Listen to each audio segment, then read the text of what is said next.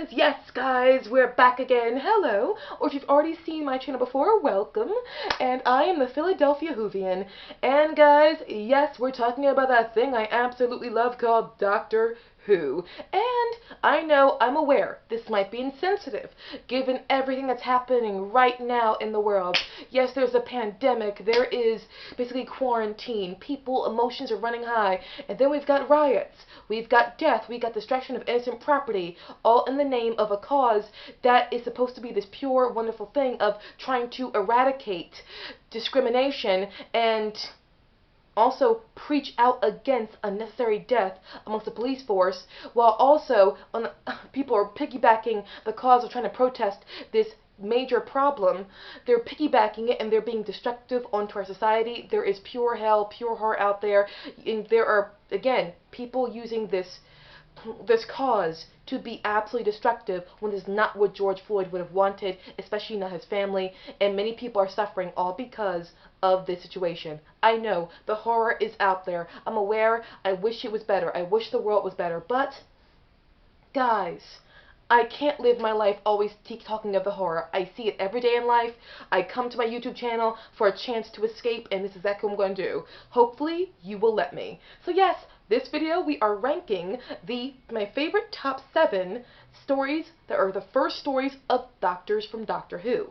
And I'm not ranking all of them like I usually do. No, I'm ranking my top 7 favorite because these are the ones I really like, and I'm going to focus on that right now. That's just how it is. And if you guys are new to my channel and you do not know by now, yes, I am one of those degenerate YouTubers who sits in front of the camera and just talks, and there's nothing fancy going on behind me or beside me. No sliding images in. Well, what can you do?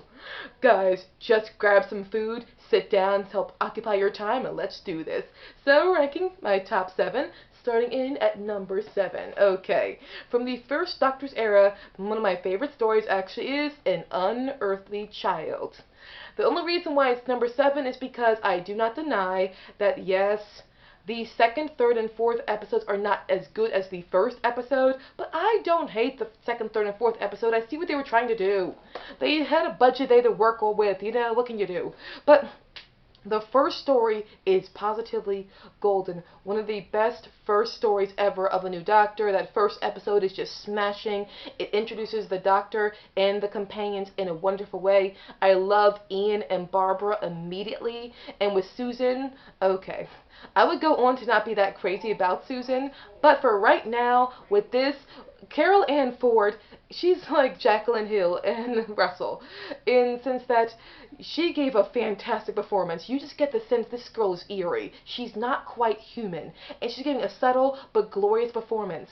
And the entrance to the junkyard and seeing the blue police box there, then going in and out, and now you're back at the school, and the idea of going into the TARDIS for the very first time, and the Doctor trying to keep it from happening, but he literally steals Ian and Barbara and takes them away so they won't discover his secret.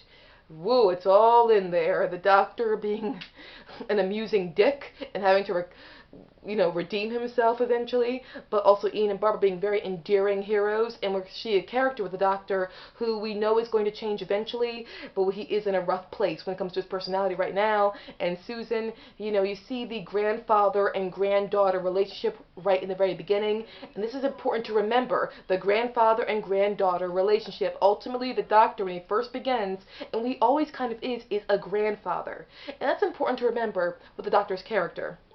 It gets forgotten quite a lot, but there it is. So, An Unearthly Child, I know, yes, the caveman bits are not as good as the first part, but I still overall enjoy them because it's like, whoa, each time you think there's people going to side with the Doctor and the companions in this story when it comes to the cavemen, no, they turn around and betray them. It's like repeatedly going back and forth. And my apologies if there are people talking while I'm doing this video. The next doors, they can be a little rowdy. So if you hear voices that are not mine, it's the next door neighbors. What can you do? I'm a Philadelphian. Okay, next we have up is, from the 12th Doctor's era, we've got Deep Breath. Yes, written by Stephen Moffat, the very first story starring the 12th Doctor, played by Peter Capaldi, and Jenna Coleman's being carried over as Clara, the companion from Series 7. A series that pretty much I am the only one who likes, but I do like it. So entering Series 8, it wasn't hard for me to really enjoy Deep Breath.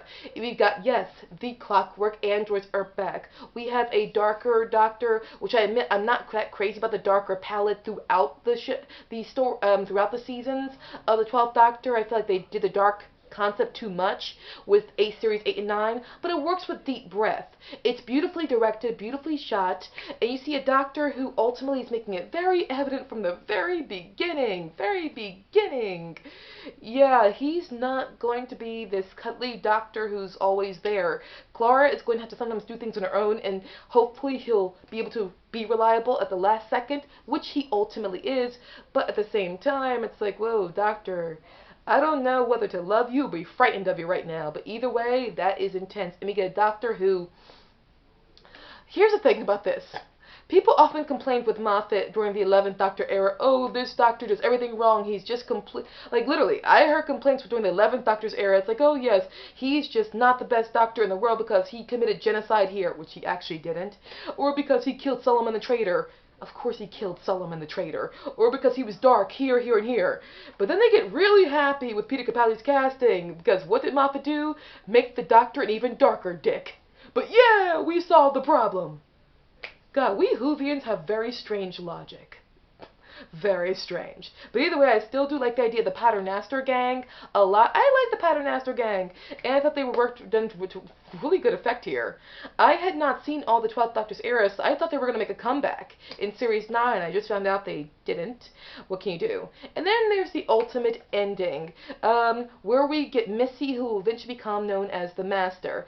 I think she's giving a great performance. Michelle Gomez doing a great job. I do still stick with what I felt before, though, with the idea of Michelle Gomez being actually a really good idea to bring in as the Ronnie, because I know some people don't like the Ronnie, but I still stick with the idea of she would have been very good as an introduction to the Ronnie, because it would have widened our pool of villains.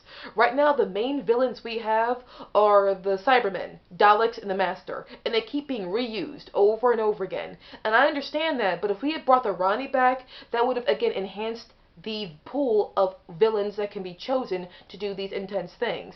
And even though I don't ultimately like the plan of the Master at the end of Series 8, I do, again, still enjoy that quick moment here where the android is dead in heaven, and Missy's like, yes, welcome, you're in heaven. Sorry about your death. Again, great performance with the whole, umbrella gives you a Mary Poppins or a demonic Mary Poppins feel, but it's really cool. But again, I think if she'd been brought back as a Ronnie, it just would have been nice to have another villain that we could use in New Who. But then we get to the last moment of Deep Breath that has a lot of contention. The idea of the 11th Doctor making a phone call to Clara at the end to embrace the 12th Doctor. This gets a lot of contempt by fandom, but by parts of fandom, and I never, and I mean never, will agree. It was a phone call, it's not that big of a deal, and I actually was perfectly fine with it at the end. And also, I found another 4 reasons why, to be honest with you, the complaint of the phone call is absurd to me. I'll talk about that later in another part of this video. But actually, the more I've begun to dissect other parts of Doctor Who, the more I see how the contempt for this whole phone call, I'm sorry guys, I'll talk to you about that later, but it's overreaction. And it's never going to make any sense to me why this was a problem. But I'll give my reasons later why it's not this big of a deal. Jesus. God. Get angry about something real. Not a freaking phone call. Sorry. I'll talk about that later in the rest of the video. Next we have up is, we are now at the number 5 entry from the 4th Doctor's era. We have his first story of Robot. Okay, yes, Robot, the plot is simple. We got a Doctor who's literally just come off of his generation, and it is bonky. Yes, with these other 2, of course, we have some moments where the, last 2, well, with the first Doctor, we don't get a regeneration moment, as we did with, Deep Breath and Peter Capaldi. We have the whole, the Doctor recovering from regeneration. But here we have it again. The Doctor has regenerated, and he's recovering from that regeneration, so we get a whole new rebirth. And it's one of the really cooler and funnier of the rebirth moments where he's trying on different outfits. He can break brick with his hand, which he cannot do by the very end, which is going to augment many things about how the Doctor can actually grow another limb or do other things when he's regenerating. It's, it opened the door of what could happen with regeneration. And we have the Fourth Doctor immediately getting along with the Brigadier unit and Sarah Jane Smith. And it's a very seamless introduction. I gotta give it credit mostly because of Tom Baker's performance and the writing that surrounded him.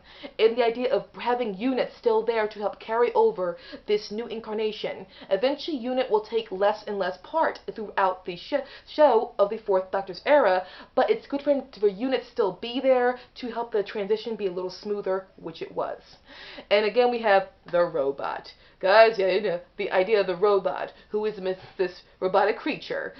To me, this is like foreshadowing to the fact that the Fourth Doctor's era is going to be full of robots and androids, which it was. But still, the idea of a robot who has developed human emotions and compassion for Sarah Jane Smith. Yes, it's very King Kong-like, but you know what? I can imagine when it first came out, this was probably very amazing to people, and they probably had a very fun time. And when it comes to the King Kong homage, King Kong is popular, so the idea of it being a, them referencing it, it's a homage. It's not like it's, cut and pasting and plagiarizing. No, it's a homage. It's blatantly a homage. And you know what? As long as it's a popular thing, you are referencing it, it's all good. So, robot, yes, it's gotten better with me over time. Next we have up is, at the next ranking, we have from the, yes, shocker, oh, it's going to shock people for being so high, but from the Fifth Doctor's first technically actual story, I'll get to that later why I'm saying technical, is Castrovalva, a story that not many people like, but I do. Okay, guys. Castrovalva is often grouped in with part 3 of this set, New Beginnings, whereas the Fourth Doctor's last 2 stories, Keeper of Traken, Legopolis, and then Castrovalva. And guys, I consider Castrovalva to be the return of the king of this trilogy. You're thinking, what? How dare she compare to Tolkien? Well, hear me out. Okay, we have the first, The Fellowship of the Ring, with Lord of the Rings. We have a crisis, ultimately developed, where the characters have to leave the Shire, this peaceful place, because of mass mayhem. Sauron, he's back, and Gandalf tells Frodo to leave his isolated place. But then we have this threat that's growing on the rise, and as a result, you've got the Keeper of Traken, where you're in this ideal place. And then it turns out this threat is now on the rise. It's using, yes, the Merca, or this statue, to cause a problem, but it's really the master the entire time. Yes, the evil eye of Sauron is upon Traken, and this ideal place is now going to pot, all because of it. And then, after all this is happening, you have the death or the loss of a very beautiful character. In Lord of the Rings, Fellowship of the Rings, it was Boromir. In this one, it's Nissa's father. And then in Legopolis, we have part 2, where the story is plodding along at a pace where everybody's still walking around, and it feels like people are walking around. But in this, we have the Master masquerading as a good character who took over a good man, much like Gollum has taken over Smeagol when he was occupied by the Ring of Power. And then all shit is hitting the fan. We're at the end of Two Towers. We see Frodo get taken into the lair of Mordor. And we have Legopolis. We see the Master ultimately to the destruction of the Doctor. Oh dear Lord in heaven, what's going to happen next? And then we got Castrovalva. All shit hits the fan from the very beginning, where literally we have the companions, they now know what's going on, and then the Fifth Doctor regenerated in the midst of all this mass chaos and mayhem. The way the Return of the King begins right after the chaos of all the Two Towers, and then, as if that's not enough, oh, it starts out immediately with the TARDIS about to go into an explosion because of the hydrogen inrush. They're going into Event 1, and they have to save the TARDIS, and then, at this point, the Doctor is having a problem because he's suffering from regeneration. It's now failing. The way Frodo is now giving into the power of the ring and becoming more exhausted to the point where he collapses. And as they're walking up Mordor, Sam Gamgee has to pick up Frodo and carry him up Mount Doom, much in the same way that Nyssa and Tegan had to carry the Fifth Doctor up the area to get him to Castrovalva. But they get there, it's still mass pandemonium, because it turns out there's another conflict on the rise. The same way that Frodo decides to keep the ring, and then Gollum fights him for the ring, and then only accidentally does the ring fall into the Flaging Pit. Only by sheer force of will and possible accidental does Castrovalva get destroyed at the last second by the evil eye of Sauron, aka the Master. Yeah, there we go.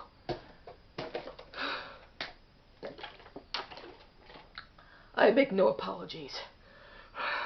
And if you're thinking, how dare I compare it to Lord of the Rings? Guys, I know it's a completely different story. I'm just giving you a reference when it comes to the build-up into the situation, the idea of a story, plodding along, a lot of walking here and there, a lot of walking, and more walking, and more walking. And if you think, you're going to say, how dare she say Lord of the Rings is a plodding storyline where there's just a lot of just walking to the point to keep walking, and a lot of random collections of ideas, as well as going from scenario to scenario and then just sitting there and plodding along even more.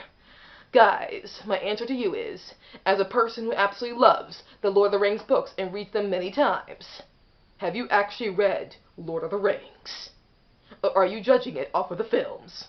Because even Tolkien knew the book he wrote. So don't judge me if you've not read the book. And yes, it does not stop me from liking the book, but I know what it is. And the fact is, hate me all you want to, I did make a reference to these trilogy being like the Doctor Who version of Lord of the Rings, despite being completely different. Guys, I'll be honest, I'm tired now. I've got more time to actually read the rest of the entries into this video, but I'll do a part 2. Because, guys, I need a nap. You guys were awesome. And I'll see you again very soon. Guys, peace out.